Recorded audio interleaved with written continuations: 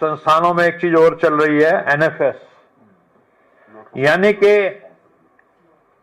एक अपॉइंटमेंट होनी है। मान लीजिए अब हम दो डॉक्टर बैठे हैं तो डॉक्टर की बात कर लेते हैं, एक डॉक्टर की अपॉइंटमेंट होनी है और एमबीबीएस की डिग्री चाहिए, 5 साल का तजुर्बा चाहिए। और हमारे ओबीसी एससी एसटी के बच्चे जब जाते हैं उनमें डिग्री भी होती है, अनुभव भी होता है, लेकिन फिर भी मनुवादी मानसिकता का जो आदमी वहां बैठा है वो कह देगा एनएफएस, नॉट फाउंड सुटेबल। अब ये क्या मतलब है, क्या चीज है, हमें तो आज तक समझ में नहीं आई। आपकी रिक्वायरमेंट है एमबीबीएस की डिग्री, वो है, आपकी रिक्वायरमेंट है 5 साल का अनुभव, वो है, फिर एनएफएस कैसे हो गया? तो ये एक नया तरीका जो नव मनुवाद जिसको कहते हैं ना, आधुनिक युग का, वो एनएफएस के थ्रू किया जा रहा है। दूसरी चीज ये होती है कि ओबीसी का जो विशेष एक प्रॉब्लम है कि जो क्रीमी लेयर ओबीसी के बच्चे होते हैं वो तो क्वालिफाई करते हैं और अपने सीट्स ले पाते हैं, और जो नॉन क्रीमी लेयर के होते हैं वो कई बार फुलफिल नहीं कर पाते। कहीं पे 100 सीट है मान लीजिए, और क्योंकि नॉन क्रीमी लेयर के बच्चों को इन्होंने देना है एडमिशन ओबीसी में, तो 50 फुलफिल हो गई, और जो 50 हैं वो फिर जनरल कोटे में डाल दी जाती हैं। हमारा मानना यह है कि अगर नॉन क्रीमी लेयर से फुलफिल नहीं होती सीट तो जो बचती हैं तो वो क्रीमी लेयर के ओबीसी को मिलनी चाहिए। जैसे ईडब्ल्यूएस में मान लीजिए सीट कुछ अनफुलफिल्ड रह जाएं तो वो जनरल कोटे में जाती हैं, इसी तरह ओबीसी की जो सीट है वो ओबीसी के कोटे में जानी चाहिए। तो ये एक बहुत बड़ी विसंगति है जिसको दूर होना चाहिए। एक जो कास्ट सेंसस, अब राहुल जी जब कास्ट सेंसस की बात करते थे तो आपने देखा होगा, आप सबको याद है, वो तो विजुअल्स रिकॉर्ड में भी हैं कि जब राहुल जी ने ये प्रश्न उठाया लोकसभा में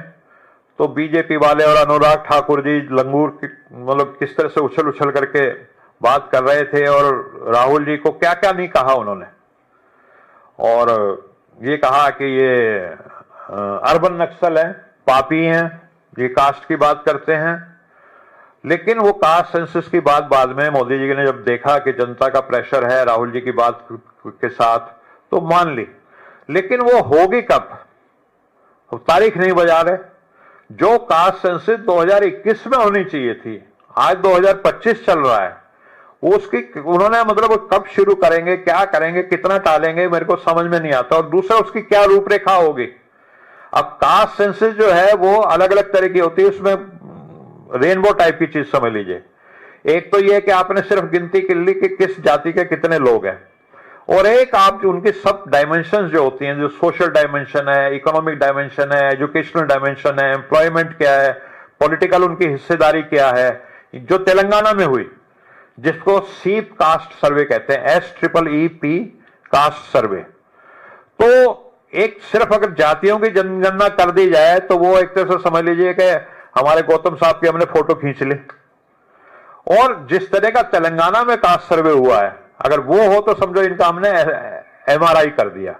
यानी अंदर की क्या दिक्कत है वो पकड़ ली। तो कास्ट सेंसस वो किस तरह की कराएंगे, इसका उन्होंने मोदी जी ने आज तक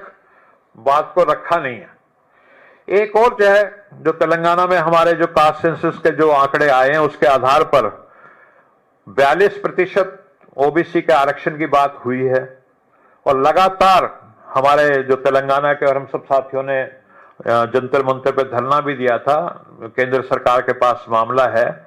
कि उसको जो संविधान का जो 9वीं अधिसूचना होती है, 9th शेड्यूल होता है, उसमें डाला जाए ताकि वो जुडिशियल रिव्यू से बचा रहे। तो अपने आप को ओबीसी का, SC ST का खैर खा बताने वाले मोदी जी ने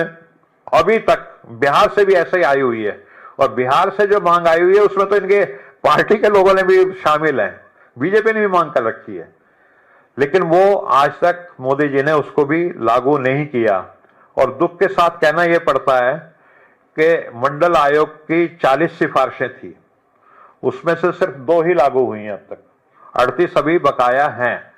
तो मैं अनुरोध करूंगा, मोदी जी छाती ठोक ठोक के खुद को ओबीसी का बोलते हैं, तो वो मंडल आयोग की जो बाकी 38 मांगे हैं जो बकाया हैं तो उनको वो लागू करें। बाकी तो मैं अंत में बधाई देना चाहूंगा हमारे जो आदरणीय दिग्विजय सिंह जी हैं, जिन्होंने ये कितनी अच्छी रिपोर्ट लिखी है। और मेरा मानना यह है कि जैसे एक मंडल कमीशन की रिपोर्ट आई थी, ऐसे ये जो रिपोर्ट आई है, ये जो सामाजिक न्याय की यात्रा हमारे देश में चल रही है उसमें एक मील का पत्थर साबित होगी, और लॉन्ग टर्म में हमारे जो दलित हैं, पिछड़े हैं, आदिवासी भाई हैं, बच्चे हैं, उनको इसका लाभ मिलेगा।